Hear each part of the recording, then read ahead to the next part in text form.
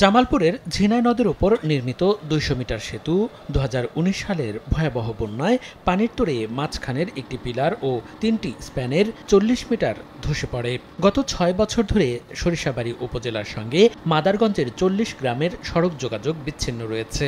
এই ব্রিজের মেরামত কাজ হচ্ছে না, তা আমরা নদী পার নৌকা দিয়ে যাইতে হলে অনেক সময় লাগে। এই নৌকা সময় মতো সবসময় পাওয়া যায় না, রাতের 11টা বাজে আসলে নৌকাটা পাবেন না। এই ব্রিজটা তাড়াতাড়ি ভালো করে দিলে আমাদের অনেকটা সুবিধা হয়। এলাকাবাসীর অভিযোগ, স্কুল কলেজের শিক্ষার্থী সহ জনসাধারণকে ঝুঁকি নিয়ে ঝিনাই নদ পাড়ি দিতে হচ্ছে নৌকায় করে।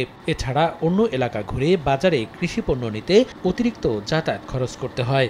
এই ব্রিজ ভাঙার কারণে প্রায় 1 ঘন্টা লাগছে তার সরিষাবাড়ি পৌঁছতে, তার জন্য সে মারা যায় রোগীটি। 5-6 হাজার টাকা দৈনিক ব্যবসা করছি, এখন ভাঙার কারণে 2-250 টাকা বেচাই নেওয়া, মানুষজন আইতে পারে না, যাওয়া খুব কষ্ট।